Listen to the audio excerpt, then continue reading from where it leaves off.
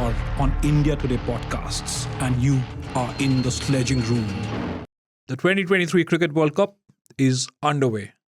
The first game of the tournament, then, defending champions England were handed a crushing defeat by New Zealand in what many people said was a replay of that iconic World Cup final from 2019. But look, I mean, why would you call it a replay? That was a final. England won it. I mean, I know there were split opinions on whether the World Cup trophy should have been shared by both Wayne Morgan and Kane Williamson, whether England won it fair and square.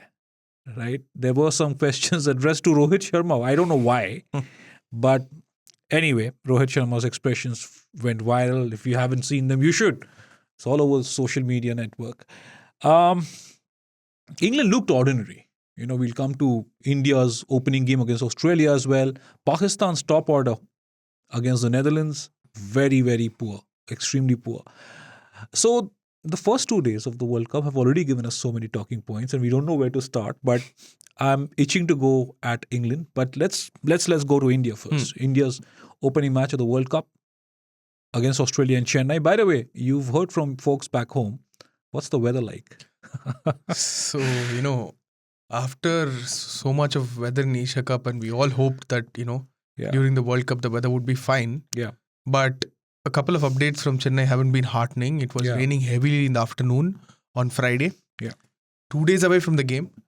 And there was a bit of strong winds as well. But, knowing Chennai, it won't let its cricket down. No, Chennai never lets its cricket down. Yeah. Where you have knowledgeable crowds pouring into the iconic Chepauk, and it's just the elements. We hope the weather holds. Yeah. And we hope there's a great cricket match, because both teams obviously had a go at each other before the World Cup in a bilateral series, which India won. They also failed to chase down a huge total in that final ODI. But India, I think, are the most well-prepared team in the World Cup. New Zealand, by the way, they showed why they are such dangerous contenders in every ICC tournament. Yeah. But talking of India then, we've often talked about how they've ticked all the boxes. They have good reserves as well. I mean, imagine someone like Ishan Kishan. Everybody who's been trying to work out a predicted 11 for the Indian team. Nobody's been able to fit in Ishan Kishan in the lineup. It's that kind of a batting lineup there. But now, with Shubman Gill down with dengue, it's not well. Ishan Kishan stands a chance. However, minutes before we came into the studio, India coach Rahul Dravid told reporters in Chennai that they're monitoring Shubman's fitness. 2, he also said he was feeling much better on Friday. And 3, he's not been ruled out yet because the medical team is constantly supervising him. Yeah. Is that mind games with Australia, or should we really look at a fit Shubman Gill turning up to the park for the opening game? Raj, if it's dengue, it'll take time for him to, even if he recovers from the disease, even if he recovers from the illness, the body tiredness and all that will matter, right? It's a World Cup opener. You're not a doctor. How would you know? Yeah, maybe he's fit enough. Maybe he looks supremely fit, obviously, to score all those runs this year. But would you want to take that risk, tired or, With Shubman Gill, I mean, obviously, if the medical team declares him fit to play, because he's been in such superb form, and you need a glorious start to the World Cup with Shubman Gill coming in. I mean, that batting lineup now looks intimidating. I mean, obviously, you wouldn't have too many doubts over Rohit and Kohli, but Gill fitting in with the top 3, KL Rahul at number 4, or Shreyas at number 4, Rahul at 5, Hardik at 6. That sort of gives that solidity to the batting lineup. Not that Ishan Kishan won't do justice. He's also been in amazing form. But I would like to look at it more as a mind game with Australia. That, you keep them guessing. You don't know who to prepare for. That was one good thing that Rahul Dravid has done. Yeah, it's terrific. It was not an official press conference day or media day on Friday, but Rahul has made sure that this information, that Shubman Gill is not ruled out. The medical team is monitoring him, and that is going to keep Australians guessing. Rahul Dravid is like that strict maths teacher who doesn't reveal the marks of the students until he comes with a paper. Even during the Asia Cup, at the end of the Asia Cup, he was asked, at the end of the Australia series, he was asked whether Akshar Patel will play, whether R. Ashwin would come. He just told the press that, if we are to make an official announcement, it will come.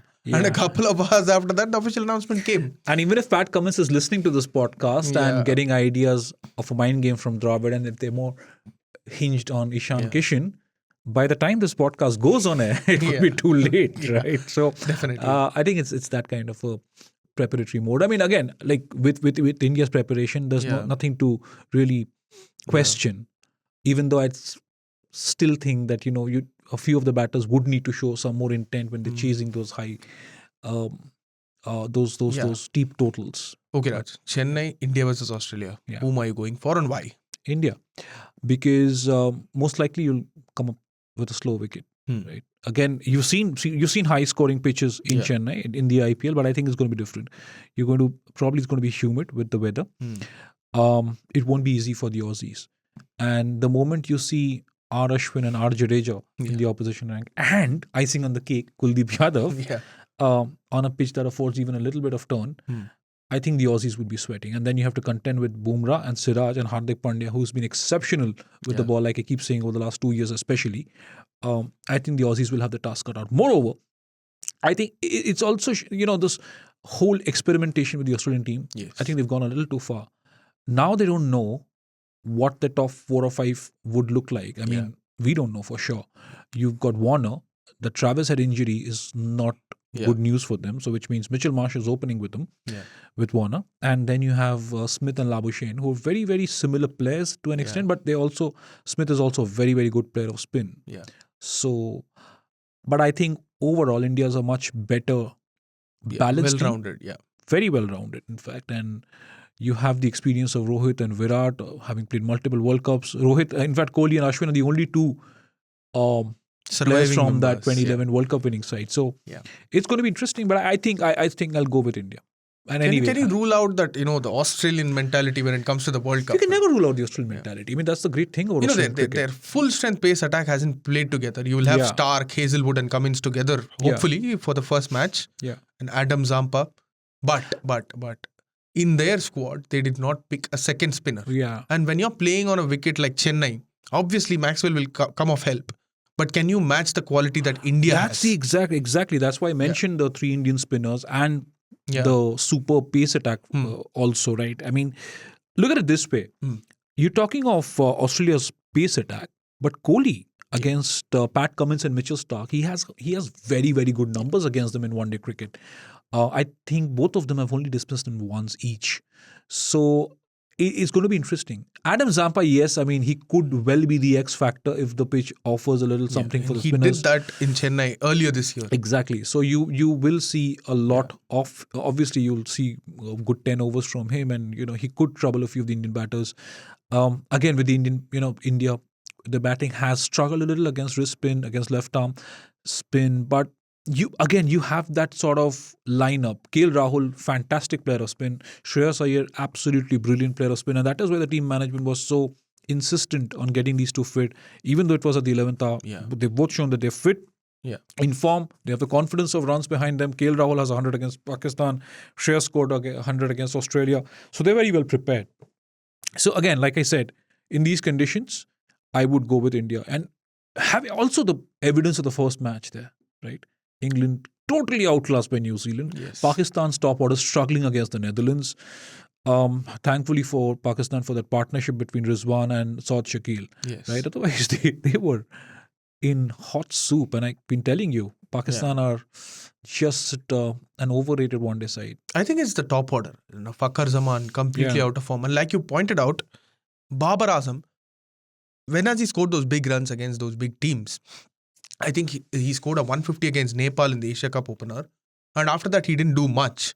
And in the World Cup opener, after, your captain needs to set the tone. And your star batter, who's in his prime, needs to set the tone. But the knock that he played against Netherlands was disappointing. At the same time, they recovered. And that is a good thing for Pakistan, right? Mohammad Rizwan, Shah Shakil, scoring those runs. If you want to look at it that way, yes, they recovered and scored 280. Which is a good thing against a decent Netherlands bowling attack. But I thought the pitch in Hyderabad was not a 280 wicket. If you want to beat good teams, better teams, you might have wanted to score 330, 340 on that pitch, because Mickey Arthur yesterday raved about that pitch, how helpful it is for batters and all that.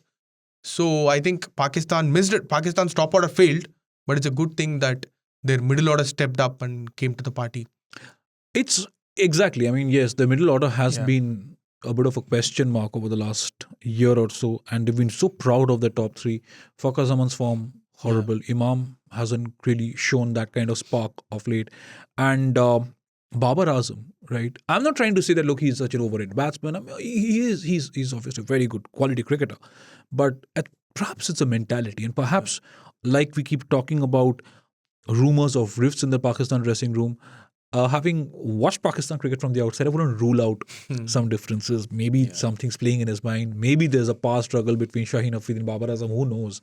But yes, in fact, I've been saying this for the longest time. Look, Pakistan are hugely overrated when it comes to one-day cricket. They're a decent T20 team, even though they reached the finals of the World T20 World Cup last year by a stroke of luck. Good fortune for Pakistan. But I always look at the lineup and I wonder what people see in that Pakistan lineup. Now with Naseem Shah ruled out, Hassan Ali and Shaheen Afridi and Haris Rauf, it looks like a pretty formidable pace attack, but their form and the fitness against better teams. I mean, imagine that kind of batting performance from the top order against India, or against Australia, or against New Zealand, and you will be in a lot of trouble. 286, like you said, decent total on paper, but the fact is they couldn't even last 50 overs against the Netherlands. Not many are giving Netherlands any chance of reaching the semi-finals.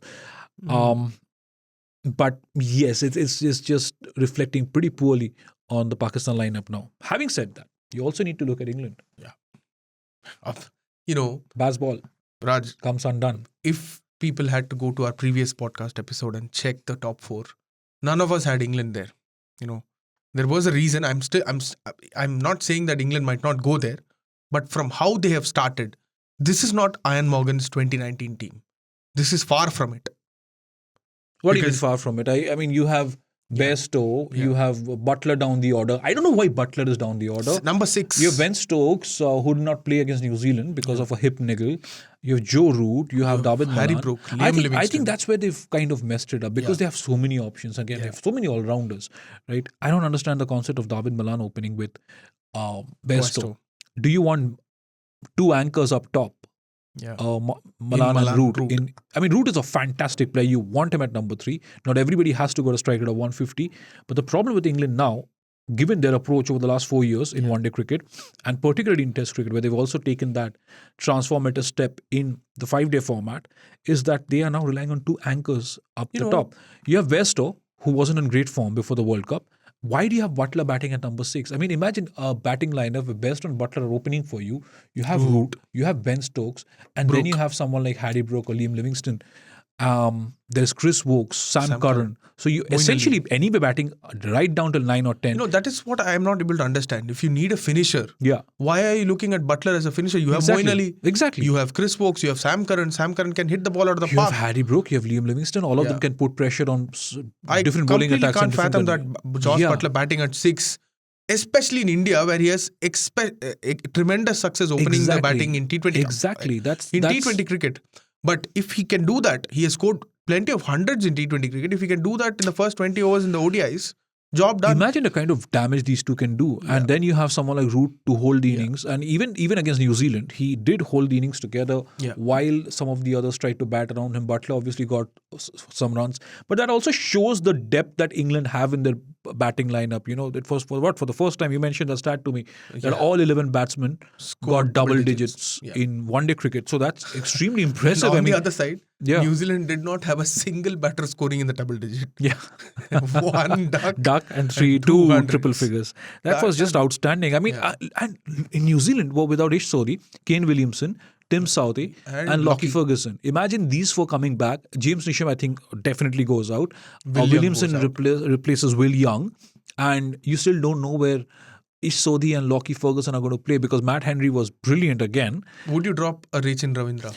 Of course not. Not after that innings. Come on. I mean, you have your openers then. Because there was obviously a lot of discussion around New Zealand's opening pair. Who would open alongside Devon Conway? I was frankly a little surprised to see Rachin Ravindran coming in at number 3. I know Williamson wasn't playing, but he also got runs in the warm-up matches opening alongside Devon Conway.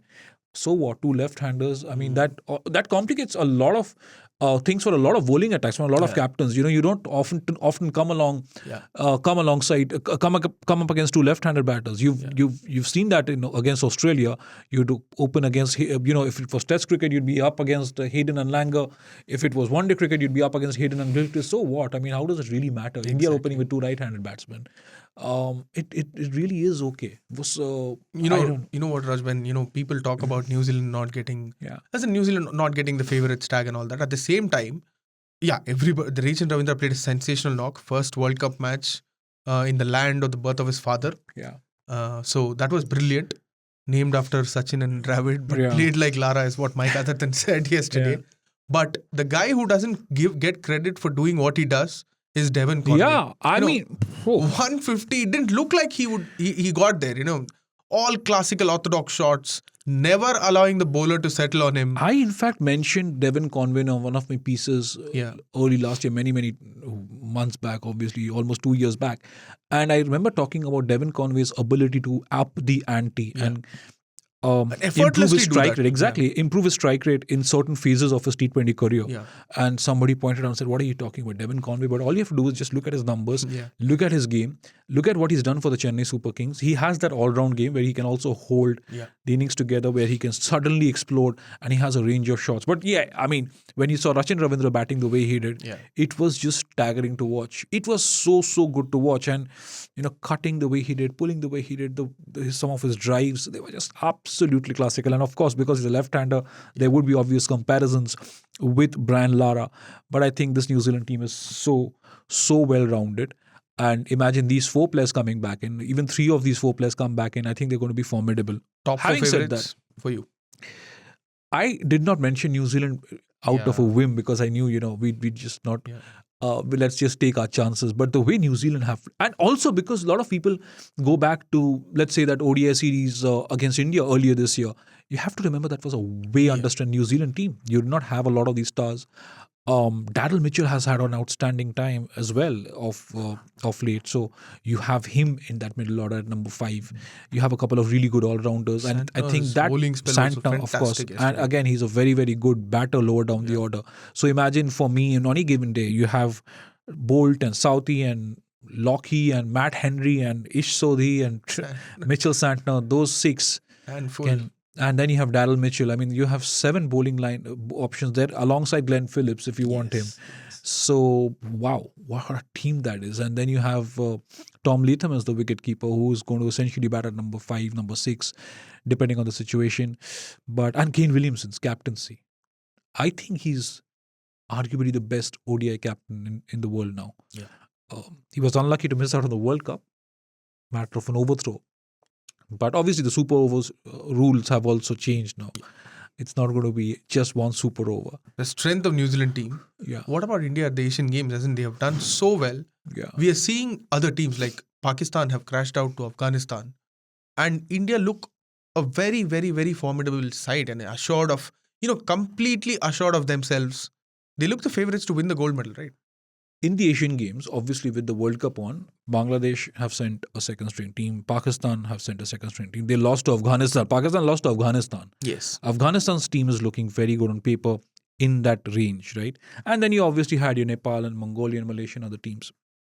India, the Indian T20 team in the Asian Games can actually take on a lot of good T20I sides around the world and challenge them, perhaps even beat them. I mean, look at the top 3. Ruturaj Gaikwad, Yashasvi Jaiswal, Tilak Verma. Lower down the order, you have Rinku Singh, you have Washington Sundar. You have 6 or 7 bowling options there. It's just outstanding. Obviously, they made light work of Nepal. They breezed past Bangladesh and India-Afghanistan. I mean, we had all assumed it would be an India-Pakistan final. We wanted an India-Pakistan final and for India to win the gold there. But I think Afghanistan is going to be trickier for India than Pakistan. And that shows the lack of depth for these teams. Like you rightly mentioned, India. And that shows your depth. By the way, there are so many other players that you'd be wondering, why didn't this guy go? Why did that guy go? Exactly. Why did this guy go to the World Cup? Why did this guy go to the Asian Games? So that's the kind of depth. I think you could still make an outstanding set of 2 teams, right? You could probably get 3 more really good Indian teams of 15-player squad. So that's how good Indian cricket is right now. And you have to give credit to the BCCI, to to local cricket boards, to the grassroots structure, and all these India A tours, they really count for something. Having said that, also, it's now up to the players to win a World Cup, to win an ICC event, because the board can't really go and win cricket matches for you. They can't go and win World Cups for you. The players have to be at their best, and they have to just go out at there and play with that kind of freedom that you saw in 2011. Every time, obviously, the team was under pressure. A lot of players have told you on several interviews how they would have their headphones on, just to avoid any sort of distraction outside the rooms. But because Akshay covered so much of the 2011 World Cup, I remember every time those guys went out on the field, they played with such panache and such passion and such freedom. The World Cup was theirs for the taking. They were head and shoulders above the rest, head and shoulders. So that's how you got to play. You have the team. Yes. Rohit Sharma has that team. It's now up to the individual players to do it. Not far away from the opener on Sunday. Far away from the opener. And really, I hope the weather holds. I mean, even if there is rain, I hope there is plenty of game time available, and I hope you get to see certain certain no Virat Kohli, certain Virat Kohli stepping doing up very well, and no disrespect to Australia. Ashwin has 3 bunnies in the lineup. So this is no disrespect to Australia. I mean, maybe Australia, they'd be thinking the same way. Hey, why Ashwin? Exactly. Why now? Yeah. Maybe if he does the job in just that first match and sits out for the rest of the tournament, he's done. No, I think Ashwin is going to play a significant number of games in the World Cup. I think he'll be key to India. Yeah. We spoke about this many months back, and we were wondering why Ashwin is not in that lineup. You need R. Ashwin in India in any format. Thank goodness he was there. Obviously, unfortunate for Akshar Patel to miss out. Fantastic cricketer. But I think that spin attack now looks extremely balanced. R. Ashwin, Jadeja and Kuldeep Yadav, very, very. I think this is the best spin lineup in the world right now. The envy of other teams, and then you have the likes of Bumrah and Siraj and Shami. Again, unfortunately, Shami is probably going to miss out because Shami is going to warm the benches. Imagine. Imagine. But if you were to be gutsy, again, like I keep saying, my 11.